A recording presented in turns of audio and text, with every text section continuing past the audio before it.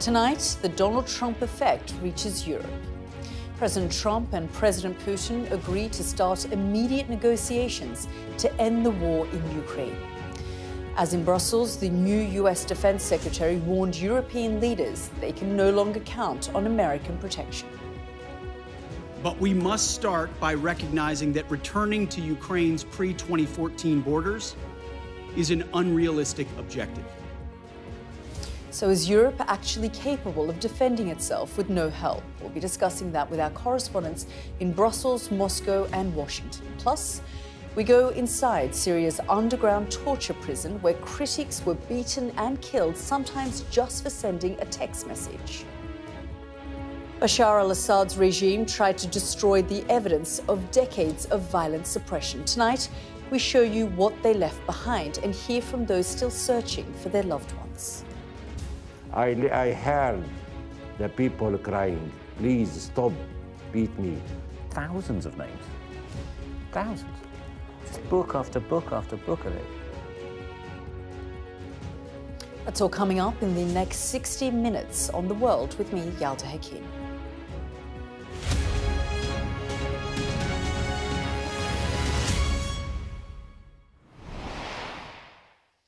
Good evening. I'd like to start tonight with a question. It's one we've come back to over and over again on this programme, one that has particular resonance tonight. Can Europe, can the UK defend itself in a war without help from the United States? I ask that because Donald Trump and Vladimir Putin had what's been described as a productive phone call lasting 90 minutes today. They agreed to start immediate negotiations to end the fighting in Ukraine. Now, you may think, isn't that a good thing? Well, it is. The US president has proven he can force countries to get deals done. But it's the message being delivered by his new defense secretary in Brussels that's got alarm bells ringing here. Pete Hegseth has basically told Europe, you're on your own. If Washington has its way, no American troops will be involved in securing peace. And Ukraine will never join the NATO Defense Alliance. We've reported a lot about Germany's creaking military. We've talked about why the UK doesn't have the capacity to fight an all-out war for more than 2 months. So what happens to Europe if America pulls back? We'll discuss that tonight. But let's get started with our first report from our US correspondent, James Matthews. On the day when winter chilled the White House, inside there was a thaw. Donald Trump made contact with Vladimir Putin. In a phone call, diplomacy came in from the cold. The Russian leader had sent a gift the night before. Mark Fogel, an American schoolteacher, was released from a Russian prison. Everybody knows Mark. Trump called it a show of good faith that could be a part of ending the Russia-Ukraine war. He built on the theme in a 90-minute call with Putin, posting on Truth Social, "We agreed to work together very closely, including visiting each other's nations. We have also agreed to have our respective teams start negotiations immediately. And we will begin by calling President Zelensky of Ukraine to inform him of the conversation." I myself just spoke to the president about these calls, and he told me to tell all of you they were very good calls, they were very positive, and the administration is wholeheartedly committed to a peace deal to end once and for all the Russia-Ukraine war. It is a significant repair in US relations with Moscow. Barack Obama was the last American president to visit Russia for a G20 summit in 2013. Biden last met Putin pre-war in 2021. Great to be with you. A Trump-Putin meeting would be the first since Helsinki in 2018. The old New Pals Act is turning superpower politics on their axis. How they turn for Ukraine is an open question. Trump's Treasury Secretary was in Kyiv talking mineral deals. With his boss, Ukraine's president, talked war and peace. I'm grateful to President Trump for his sincere interest in our common opportunities, in how we can bring real peace together. It was a long conversation. We discussed many nuances, diplomatic, military, economic, and President Trump informed me of what Putin had told him. We believe that America's strength is enough to push Russia and Putin to peace together with us, together with all our partners. Of the Trump-Putin call, the Kremlin said President Trump spoke in favour of the rapid cessation of hostilities and the solution of problems through peaceful means. President Putin, for his part, mentioned the need to eliminate the root causes of the conflict and agreed with Trump that a long-term settlement can be achieved through peaceful negotiations. It is language to raise hopes of a historic breakthrough early in Trump's second term, even if the question is on what terms and on whose. James Matthews, Sky News, in Washington. Well, as Donald Trump spoke to Vladimir Putin, his defence secretary was delivering a stern reality check to leaders in Brussels. Pete Hegseth told ministers their countries needed to contribute more, expect less help from the United States, and accept that Russia would not return seized territory. Our Security and Defence Editor Deborah Haynes reports. While his boss spoke to Vladimir Putin, the new defence secretary met some of America's oldest allies. But this relationship is about to come under significant strain over Russia's war in Ukraine and wider European security. We want, like you, a sovereign and prosperous Ukraine. But we must start by recognizing that returning to Ukraine's pre-2014 borders is an unrealistic objective. Chasing this illusionary goal will only prolong the war and cause more suffering. He then ruled out NATO membership for Kyiv and US involvement in any peacekeeping force. To be clear, as part of any security guarantee, there will not be US troops deployed to Ukraine. A stark message too for his NATO allies. We're also here today to directly and unambiguously express that stark strategic realities prevent the United States of America from being primarily focused on the security of Europe. The United States faces consequential threats to our homeland. We must and we are focusing on security of our own borders. We also face a peer competitor in the communist Chinese. Key to that is investing much more in defence, something the US has been demanding for years. As the United States prioritizes its attention to these threats, European allies must lead from the front. Speaking to Sky News, the British Defence Secretary refused to be pushed on whether the UK should commit more of its GDP to the military. Are you comfortable with the UK only aiming to spend 2.5%? I'm proud we're a government that was elected to increase defence spending. To 2.5%? That we've made a commitment to increase defence spending that we've not seen in Britain for 15 years. Yeah, but there's a war in Europe. That is part of the wider effort that I was chairing, where European nations and others recognise that we must increase defence spending, and we will. With the US preparing to take a back seat in Europe and huge questions over how Russia's war in Ukraine will end, though, there's a growing sense of urgency here. And Deborah is standing by for us tonight in Brussels, and our US correspondent Mark Stone at the White House. But let's speak first to our Moscow correspondent Ivor Bennett. And Ivor, the readout coming out from the Kremlin feels more or less the same as the one from the White House, but just more reaction from Putin to this. Because when you listen to the Americans, I mean, it does feel like, OK, they want an end to the war, and they're also willing to sort of make preemptive concessions here on a number of things.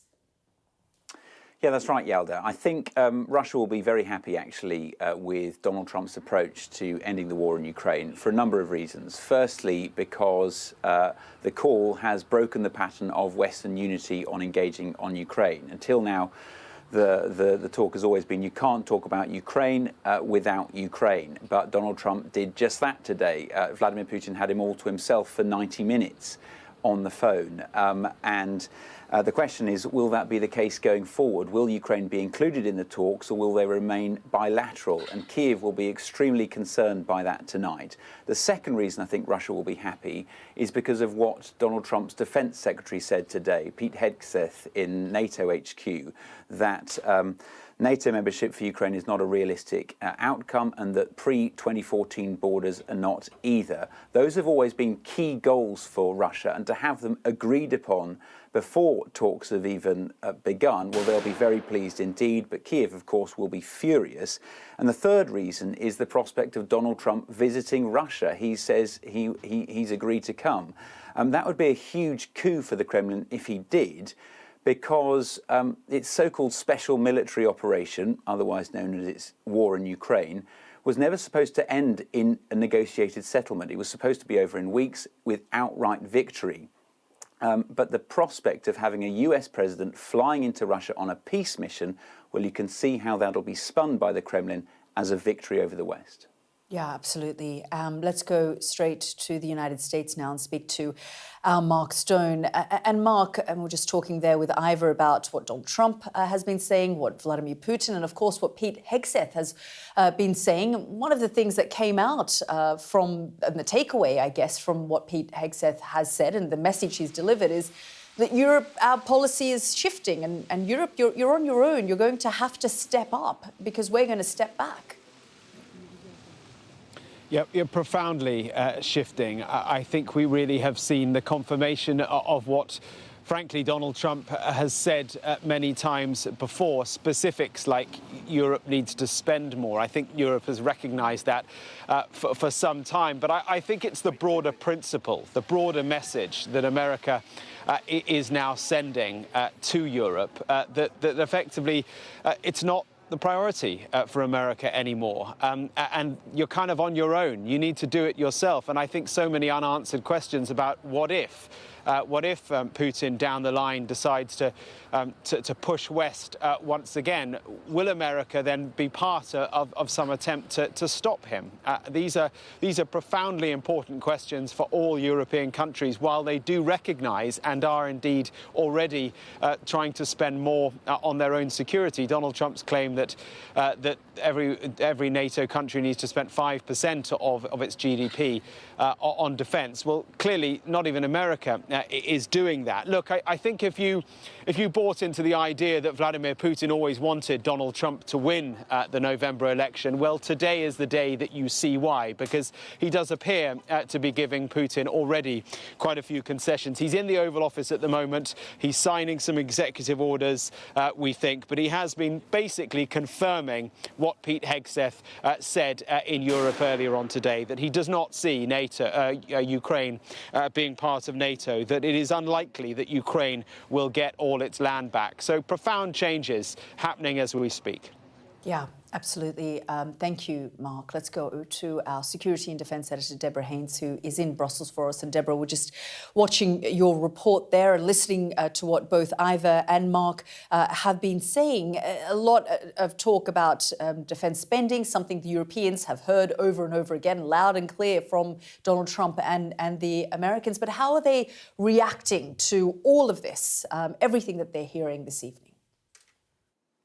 It's profoundly concerning for them. I mean, look, this war is happening in Europe, and yet Europe is not involved in that first conversation.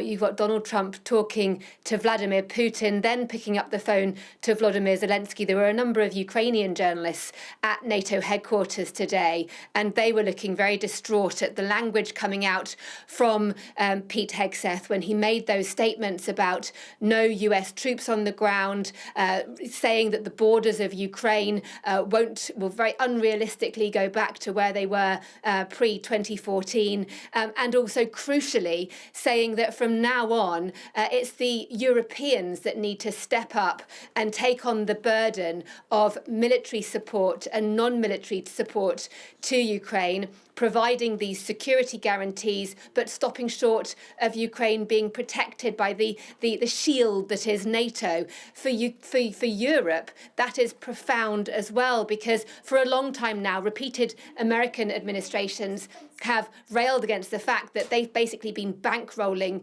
European security, calling on Europe to spend more. Europe's been sleepwalking into this. They haven't woken up. Maybe now is the moment that they will, but really it's a bit too late, and they are really looking vulnerable without US support. Yeah, absolutely. Deborah, Mark, Ivor, thank you all for your coverage there. Well, Europe had been expecting America's pivot away from the continent, but now it's beginning. big questions remain.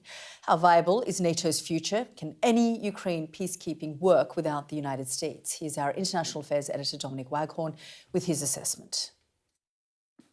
Just as the Ukraine war approaches its third anniversary, a bombshell move from Donald Trump, calling Vladimir Putin to arrange talks and instructing his defense secretary to give a speech that has major implications not just for Ukraine, but also for the whole of NATO. The NATO alliance has guaranteed European security for almost 80 years, since 1949. And essential to all that has been America's support. Now, for the first time, that is in some doubt. NATO may have expanded, numbering 32 members now, including Sweden and Finland. But the US is still by far its most important member. America has more than 100,000 military personnel deployed in Europe, has air bases, intelligence bases, and naval assets all stationed here. Donald Trump has been pointing out for years that America spends vast amounts more on defence than any other NATO nation. As you can see here, more than all the other NATO nations put together, with the UK now falling behind Germany into third place. But when viewed as a fraction of GDP defence spending, it looks a bit different. Poland is in the lead, then Estonia, and then America, a flatter line. Now, NATO is thinking of raising its guidelines for defence spending from 2% to 3%. Now, that still leaves it well short of what Russia is spending, almost 7% of its GDP, so Putin can fight his war in Ukraine. US Defense Secretary Pete Hegseth says Europe must do more to secure itself, and America has other things to focus on, causing concern about America's commitment to the alliance. But it's what he says about Ukraine that's caused the most alarm in the West, even if Russia is probably delighted. When he says that if there's a peace deal, there won't be any American involvement in keeping the peace in Ukraine, and it must not be anything to do with NATO, I think that's going to have people in Brussels, somewhat alarmed. Fundamentally, I think this kind of a line will go down extremely well in the Kremlin, because what it says is, right up front, before any negotiation, we're ready to go along with the idea that Russia can help itself to part of next door Ukraine's sovereign territory. So even before any negotiations start, the Trump administration seems to be ceding ground to Vladimir Putin. After 3 years of war, it says Ukraine must give up the dream of getting all its land back to the borders it had in 2014. Since then, Ukraine has lost around 20% of its territory, Crimea and much of the east. And what Hegseth says about a possible peacekeeping deterrent force along the front line here in blue will also delight Vladimir Putin. Unlike other peacekeeping operations in the past, like this one in Kosovo in the late 90s, this will not be a NATO mission, Hegseth says. It also won't have any American troops in it. And any forces that do take part should not have NATO protection, he says. Now, that will make any government, including Britain's, think long and hard before sending troops to deter Russia from starting the war up again in a few years' time. So the stage is being set. Russia and America are initiating talks about Ukraine. Ukraine was only notified afterwards. The US is giving Vladimir Putin some of what he wants before talks have even begun. Events are moving fast at a pace set by Washington and Moscow, it seems, with allies, including Britain, struggling to keep up. Well, that was our Dominic Waghorn. Kurt Volker was the US Special Representative for Ukraine negotiations during President Trump's first term. Before that, he served as US Permanent Representative to NATO. Thank you so much for joining us here on the programme. Always good to see you. Kurt, I'm just thinking about this foreign policy slogan, nothing about Ukraine without Ukraine. And I just wonder how you're assessing everything that you're hearing and seeing today, this phone call between President Trump and Vladimir Putin, where Ukraine is sort of just informed about it afterwards, and Europe is told you're going to have to step up because we're stepping back. Yeah, well, I think there's obviously a lot of news today and a lot to unpack. I would pay careful attention to the words used. Hegseth's speech was written out in advance, cleared with the White House, and he chose his words very carefully. Donald Trump as well, when he put out that tweet, I'm sure he was thinking about what he's conveying. Clearly what Trump is doing is trying to entice Vladimir Putin to start talks now about ending the war. So he's getting that out there. When he talks about ending the war, remember that he had already met with Zelensky twice in the autumn in New York and in Paris. He had a couple of conversations with him by phone as well. So this is not news to Zelensky that Trump was going to call Putin. I don't think this is leaving him out of that.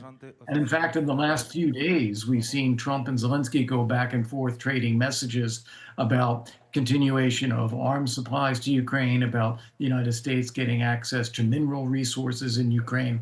So I think it's actually the time for President Putin and President Trump to talk, for Trump to get him to start that process of ending the war. What about the preemptive concessions we're seeing? You know, sort of, it almost feels, Kurt, Obama-esque. You know, the timelines that he had set in Afghanistan to the Taliban, saying this is when we're leaving, this is the date, informing the enemy. It feels like that when you say, okay, just from the outset, no NATO membership, no going back to the 2014 borders. I mean, frankly, I'm sure what Ukrainians are thinking is we need sovereignty and we need security. Yeah. So on the no NATO membership thing, again, listen to what Hegseth said. There would be no NATO, unrealistic to think that NATO membership would be a result of negotiations with Russia. That's good news. We should not be negotiating with Russia about Ukraine's possible NATO membership. That's none of their business, something for Ukraine and NATO to worry about later. So there's nothing wrong with saying that. When it comes to the European troops on the ground, he didn't say NATO would not back them up. What he said is it would not, Article 5 would not apply.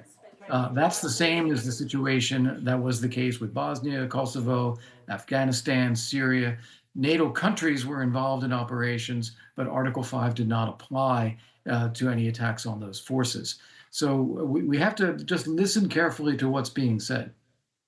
And in terms of the Europeans being told, listen, you're going to have to step up here, do you think that's the right approach from the administration? I mean, Europe has known for a long time, and it's been on notice in terms of its defense spending. I mean, you know, collectively, when you look at the entire bloc, you can see no one's even meeting their 2% targets, let alone 5%. That's right. And this is something that has been out there for years. I remember during the Bush administration, we were pushing countries for 2% of GDP on defense, not getting very far. Bob Gates, Secretary of Defense in Bush and Obama administration, saying that it was politically unsustainable. Obama at the Wales Summit in 2014, getting countries to agree to a 2% target formally, but then they never lived up to it. And still, 8 NATO countries are not paying 2% of GDP on defense. So this has been out there for a long time, and they need to do it. And what President Trump is doing, he's not saying the United States will not be there. If you listen to Hegseth's speech, he's saying we're not giving up on NATO, we're committed to NATO, but we have to rebalance. It has to be a greater European share of the burden. Kurt, always good to talk to you. Thank you very much for joining us. Thank you, Yalda. Thank you. You're watching The World with me, Yalda Hakim. Still to come on the programme, a special report from the dungeon of an Assad prison where our chief correspondent Stuart Ramsey has sifted through evidence of the fallen Syrian regime's brutality.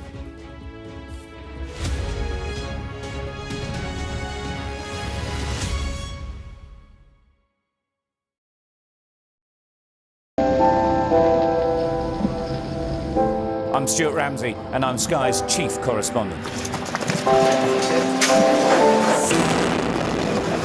An enormous explosion that's just come down. I think it was a monster just landed in between us.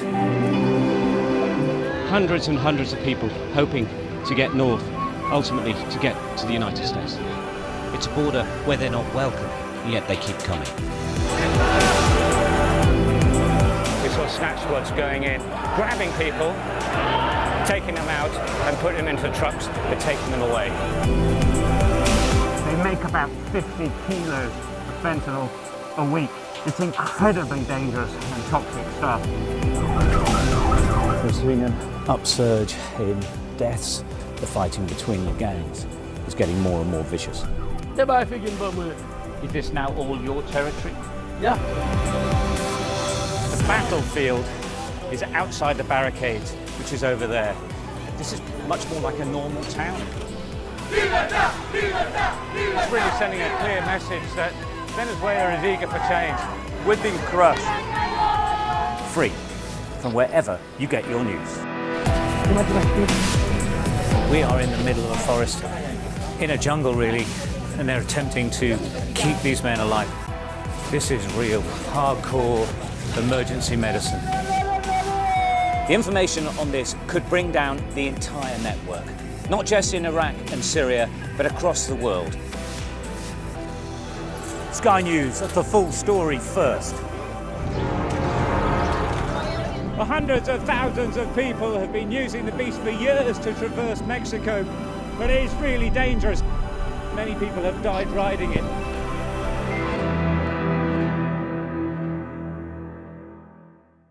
Mandatory evacuation, you must leave! For many people, Harvey is far from over. People here believe the water will be this deep for weeks. I'm Greg Milam, and I'm Sky's Chief North of England correspondent. Are you trying to run me over, Sir Philip? No, go away. Look like it, sir. Will you respond to those who've made accusations, Sir Philip? Can you go away? Sky News, the full story first. I saw police being forceful, pushing young men and women to the ground as they made almost 100 arrests. Will the cold affect your voters? Well, we have a lot of tremendous support. Free, wherever you get your news. The people here know that worse storms may well be on their way. I'm Martha Kellner and I'm Sky's US correspondent based here in Los Angeles. Weeknights on Sky News. This is your chance. Tell people. Welcome to the Politics Hub. Our police force has apologised. If you want to find out about Grimsby, you come to the docks. I'm live in Jerusalem. Are you not concerned that that could lead to all-out war? Hello there, good evening. There are fears of an upsurge in violence. What's at stake here? You are watching the press preview, a first look at the front pages as they arrive. Welcome back to the programme. I want to focus now on Syria and the thousands of families still searching for their loved ones and for justice after the fall of Assad's regime. The Syrian Network for Human Rights estimates more than 200,000 civilians were killed by regime forces, with another 96,000 people made to disappear. Syria's new leader has set about consolidating control over his new government since December, imprisoning approximately 300 military personnel, regime loyalists and informants within the first week in power. But there are still people they want to bring to justice. At the top of that list is the former president himself, Bashar al-Assad, who ruled Syria for 24 years and is now being sheltered by Russia. There's also Bashar's brother, Maher al-Assad, the former commander of Syrian Army's 4th Armoured Division, is accused of killings, torture and running detention centres. Ali Mamlouk, dubbed Assad's shadow advisor, was a key figure in the Assad regime's intelligence network. Another high-profile member is Jamil Hassan. The former Air Force intelligence chief was responsible for some of the most brutal crackdowns on dissent in Syria, including in brutal prison systems. Our chief correspondent, Stuart Ramsey, has been inside the political security prison in Homs and sent us this report. The political security prison in Homs was one of the most feared places in Syria.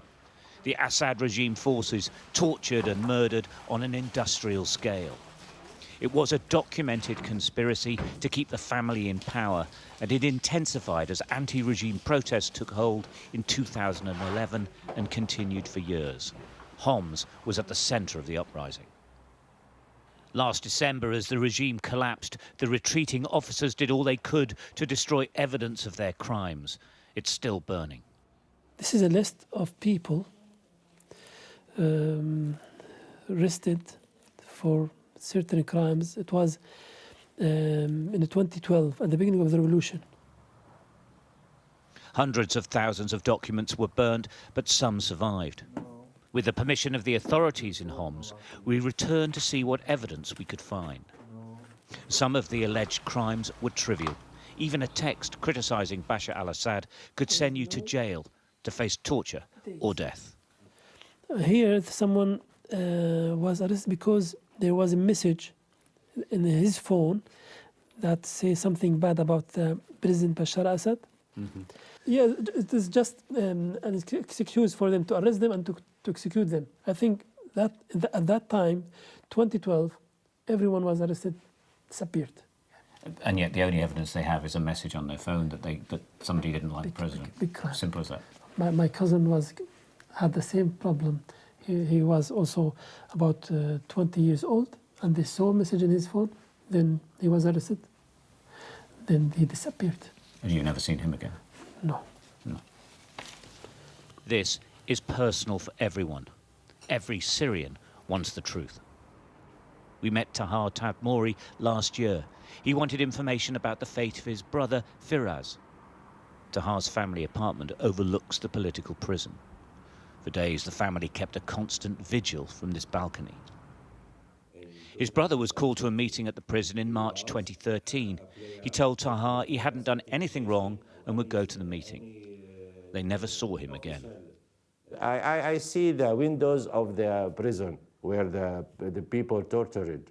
I heard the people crying, please stop, beat me. When I hear this, I call my mother and father, please, Baba, go inside. Why? Yes, it's better to go inside, because I don't want them to hear the voices from this building. Yes, it is about 15 meters only from the prison and my father's home balcony. Yes, we heard so many times, we heard the shouting or crying of people under the ground. Thousands of demonstrators were rounded up and held here before being moved to other prisons listed in the documents. The files also list the deaths of some in custody here. It's like confession after confession after confession. Yeah. Deaths recorded next to their alleged confessions. And these are the investigators, also signed. We know that people were being, particularly on Fridays, all picked up and ended up here, and presumably they just went through Exactly, yeah. And they say, they asked him, for example, that according to the report, that you were seen on the shoulders saying something bad against the government and Bashar Assad. So that was his accusation. And as we have seen there, then he died by heart attack here. Yeah. It's known regime officials falsely recorded the cause of deaths as heart or respiratory failure. And here, the head of political security signed this paper, Hossam Luqa. Hossam Luqa was known for his brutal suppression of the protest movement and was promoted because of it, eventually becoming head of general security for the whole country. He remains one of the most wanted men in Syria for alleged war crimes. Also in the charge remains evidence that everyone was being spied upon, Syrians and foreigners alike. It was institutionalized paranoia. They asked it for someone who is American, so collect information about the American. So this is 2015 in Safir Hotel, and the journalist from Koido, Japanese. These are the employees in the UN, in the Safir Hotel. We continue to search for any reference to Taha Tadmori's brother Firaz. Finally, in a registration book discarded on the floor, a breakthrough. This is Mohammed Firaz bin Nadir Tadmori. He was arrested 3rd of March 2013. So he stayed here for a month. Here, it says the date when he was set free or sent somewhere else. So it said he was sent to the Committee of Investigation on 4th of April 2013. The number of people detained here, all recorded in these registration books year after year, is staggering. I mean, thousands of names. Thousands. Just book after book after book of it, year after year. Incredible. And from the surviving documents like these, perhaps some answers for the families of the missing. So many security officials said to us, all the prisoners who were taken before 2013 all of them were killed. Don't ask about your brother. All the prisoners who were taken before 2013 were killed. If what Taha was told is correct, then all of these people detained here at this one prison in 2011, 2012 and 2013, who have not been seen again, are dead.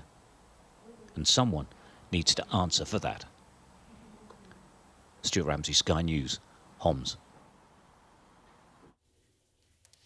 And in a moment, we're going to get more analysis on the situation in Syria. We're going to be speaking with Moaz Mustafa, who's the executive director of the Syrian Emergency Task Force. But first, let's go to the White House, where, again, this evening, President Trump has been speaking following his phone calls with the Russian and Ukrainian leaders earlier today. Let's just have a listen in.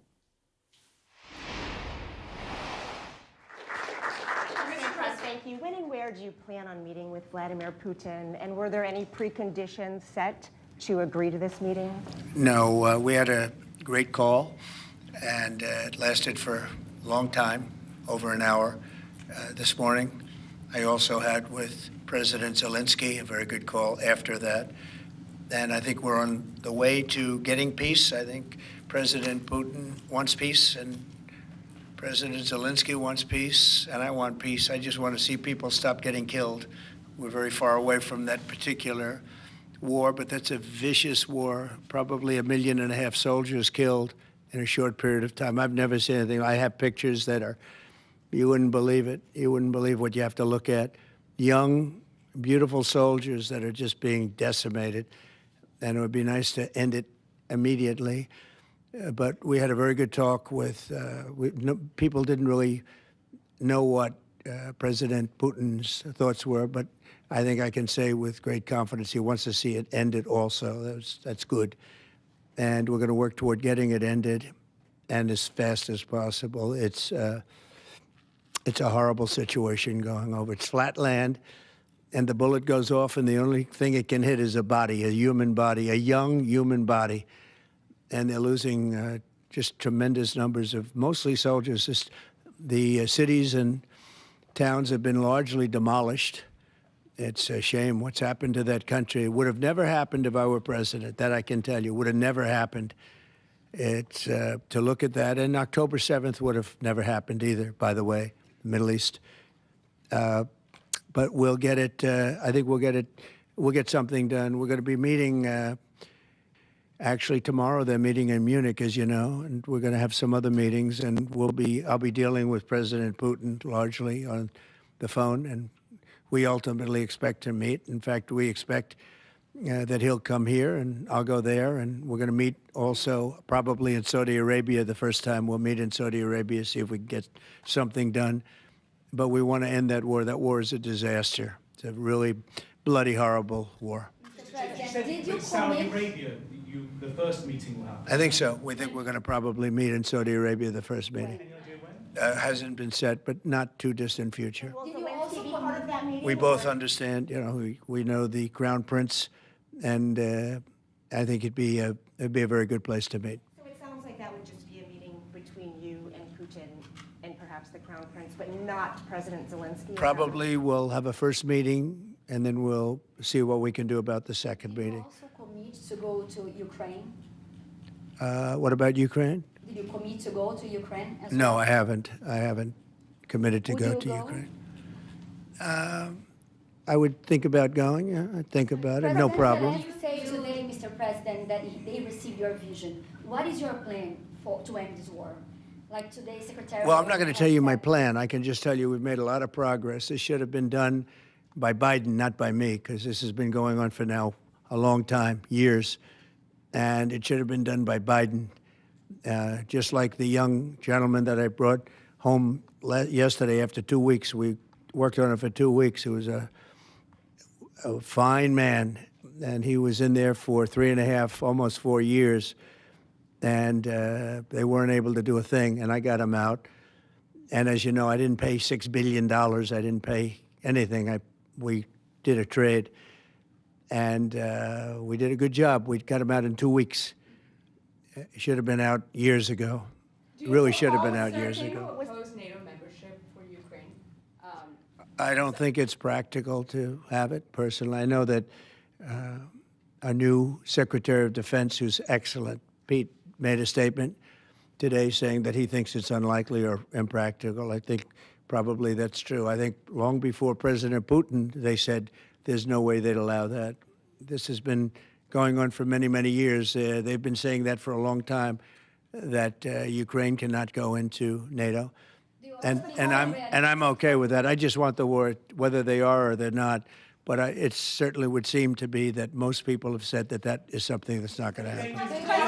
Are you freezing out President Zelensky of this process a bit? Isn't there a danger of that? No, I don't think so, as long as he's there. But, you know, at some point you're going to have elections, too. You're going to have an election. He says he wants security assurances, Mr. President. What does that look like? In terms of what? If the war were to end, he says he wants guarantees of security. We'll see what that means. I think when the war ends, one thing he was very strong about, if it ends, he wants it to end. And that's President Putin said that. He wants it to end. He doesn't want to end it and then go back to fighting 6 months later. We talked about the possibility, I mentioned it, of a ceasefire so we can stop the killing. And I think we'll probably end up at some point getting a ceasefire in the not too distant future. Do you expect Ukraine? Say it, what? Do you view Ukraine as an equal member of this peace process? It's an interesting question. I think they have to make peace. Their people are being killed, and I think they have to make peace. I said that was not a good war to go into, and I think they have to make peace. That's what I think. Why did you decide to provide support to Ukraine? Would you support Zelensky ceding territory or exchanging territory in any agreement to end the war? Well, he's going to have to do what he has to do, but, you know, his poll numbers aren't particularly great, to put it mildly. He's got a country where, you know, it's been savaged and attacked, and he's got an army that's been very, very brave, actually, despite the fact that, you know, we've given him, in my opinion, $350 billion. That's what the real number is. You don't hear that number. And Europe has given, in my opinion, $100 billion. And they've done it in the form of a loan. And I have a Secretary of Treasury right now who's actually quite brave. He's over in Ukraine on a train. And there's a lot of things happening around that train that aren't so good.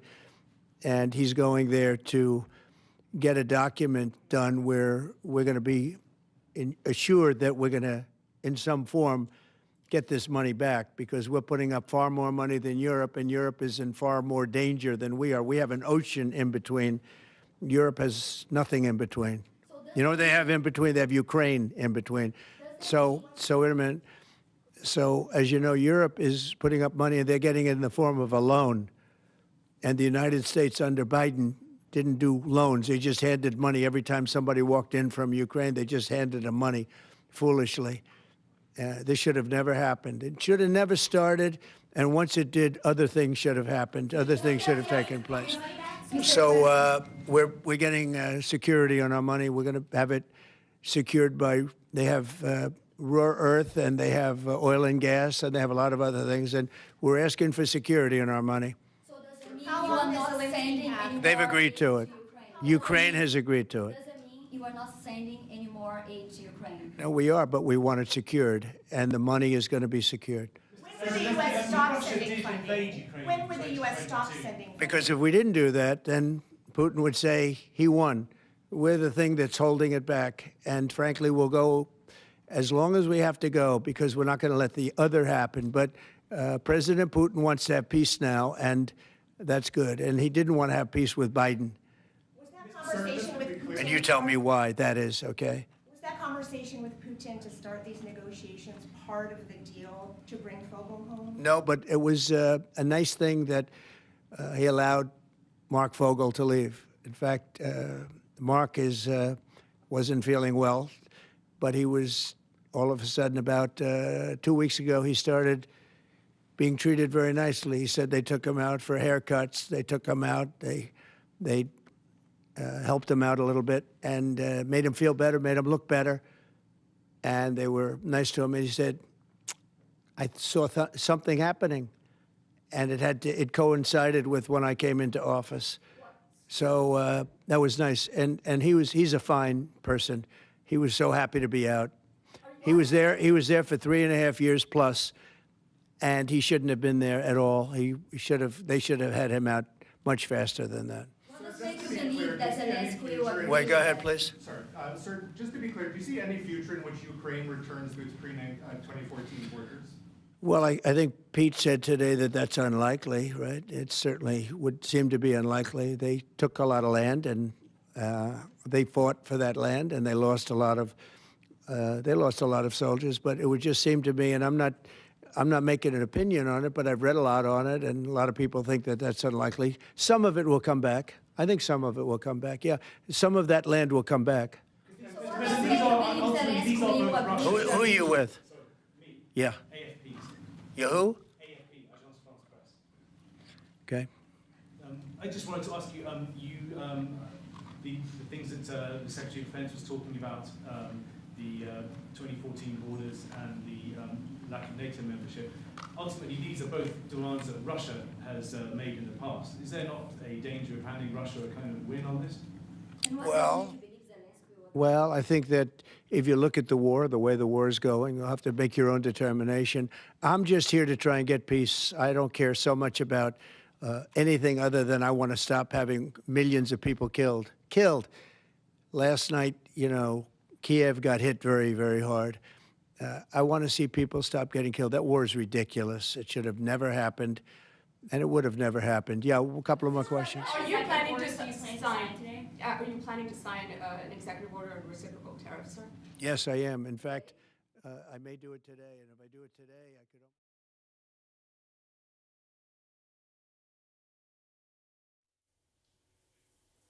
You're listening there to President Donald Trump, who has been talking about the war in Ukraine, that phone call with Russian President Vladimir Putin with reporters there, and talking about wanting to reach some kind of peaceful peace negotiation. He also alluded to perhaps meeting with Vladimir Putin in Saudi Arabia. He said that both of them know the Crown Prince Mohammed bin Salman well, and they're probably going to meet in Saudi Arabia for the first time to discuss a path to peace.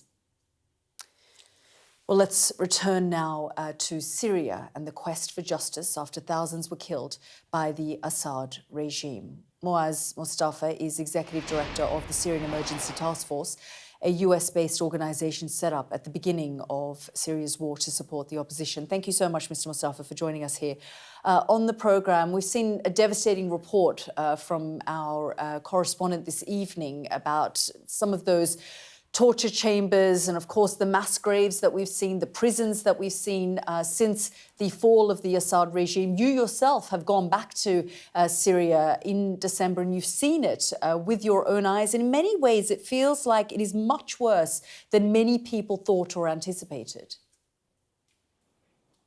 Absolutely. My organization, we work closely with Caesar and the Caesar file of the 55,000 photos of men, women, children, and elderly tortured to death. We've worked with the grave diggers, those that dug these mass graves that contain literally hundreds of thousands of bodies, and that's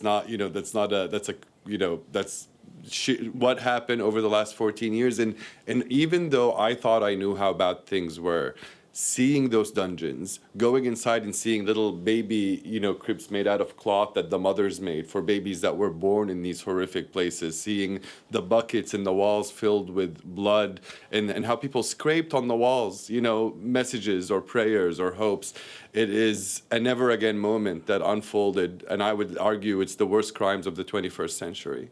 Yeah, I mean, when I went back after the fall, walking through Sednaya, it was absolutely grim and horrific. And we know that these sorts of prisons and mass graves exist right across the country. But the question now is, we know that Assad is in Russia, but is there going to be, do you think, any kind of justice or accountability for those who are responsible for this?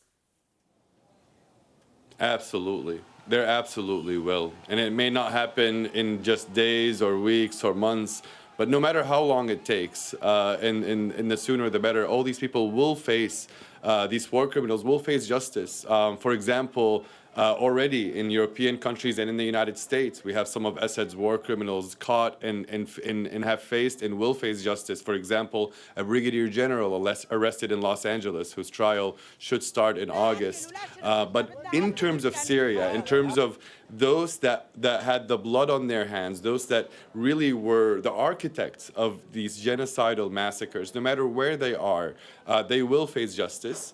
And when it comes to Bashar al-Assad himself, look, he's a liability to Vladimir Putin. He no longer, I mean, he lost him his warm water port, he lost him his bases there, he lost it, you know, the geopolitical loss for Russia in Syria was amazing. And so in time, Assad will face justice, and there should be pressure by the United States, the international community, and the new Syrian government on Putin to give Assad back to Damascus so he can face justice alongside the other horrific war criminals for what they've done to millions of people.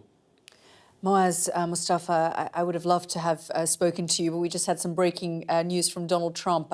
So we're going to have to leave it there, but thank you so much for joining us. Thanks for having me.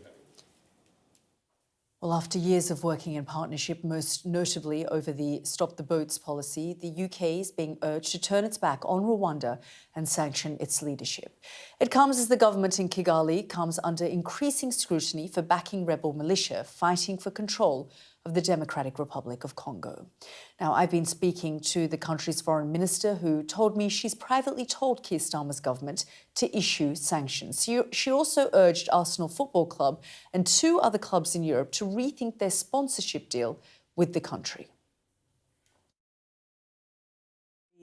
Problematic situation right now. As of last week, the Rwandan Defense Forces, so the official army of Rwanda, joined with the M23 militia, took over one of the largest cities in eastern DRC, the city of Goma. In what is de facto a foreign occupation of our sovereign territory.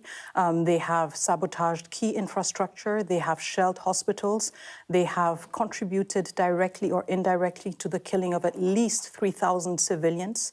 Hundreds of thousands are on the move and are desperately trying to seek shelter. And at the same time, they are installing a regime of pure terror, chasing down journalists, civil society organizers, and installing, if you want, their authority. What do you now want Rwanda to do? What they should do is, first of all, withdraw their troops from the DRC. So there is also another misconception that presents the situation as one that is led by the M23 militia. UN experts have found that in the DRC, there are at least 4,000 Rwandan troops, military, official military, operating in eastern DRC, a number that is vastly above the estimated number of M23 troops. So what we're looking at now is, as I said before, a de facto occupation by Rwanda behind the facade of the M23. What do you believe is Rwanda's main objective in this? Well, I think for now, 2 objectives are very clear. The first one, as I said before, is the pillaging of natural resources.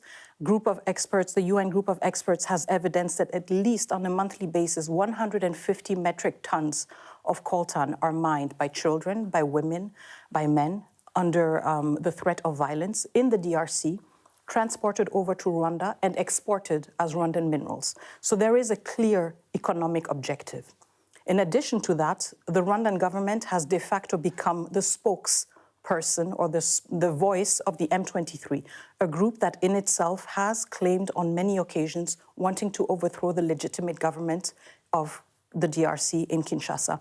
What do you want the Western world, the United States, EU, the UK here to do about this? We believe that it is in no one's interest, not in the EU's interest, and certainly not in the interest of EU taxpayers to actually be bankrolling a regime that is a warmonger in the region and that is responsible for killing thousands of civilians, displacing millions of others. When we speak of sanctions, we do not speak of sanctions that target the Rwandan population, but sanctions that actually target the Rwandan leadership. First of all, sanctions along the chain of command, because there is a clear evidence link between the Rwandan army and the M23, and of course between decision makers in Kigali. So there needs to be accountability along that chain of command, and there is legal precedent for that, not just in the DRC, but in other cases. Have you told the UK government to do that? I have. We also need a ban on Rwandan minerals on the global market. Third request, Rwanda is one of the largest troop contributing countries to peacekeeping missions. And I did speak about over 3,000 civilians being killed when the Rwandan army launched its attack against Goma. But also, we had over 17 peacekeepers killed in the process, killed by the Rwandan Defense Forces and by the M23, peacekeepers from South Africa, from Malawi, from Tanzania, from Uruguay. How can it be that one of the largest troop contributing countries to United Nations peacekeeping missions is killing peacekeepers, and that status remains unrevoked? I have to ask you about a number of football teams that are sponsors of this Visit Rwanda slogan.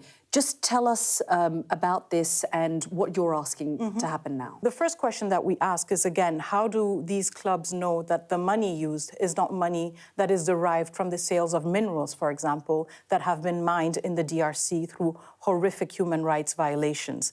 The second question is, how do these different football clubs reconcile with their conscience, with the ideals that football represent of bringing people together? In the DRC, thousands of people have been killed, including children who certainly also cheer for Paris Saint-Germain, Bayern München, or Arsenal. And so there is a need to reconcile that. Have you had a response from these clubs? We have not received any responses, but I believe that they're still soul searching, and we're waiting and looking forward to hearing from them to engage in a constructive conversation. Well, that was the DRC Foreign Minister there. Arsenal, Paris Saint-Germain and Bayern Munich did not want to comment. Well, that's it from me and the team. Good night.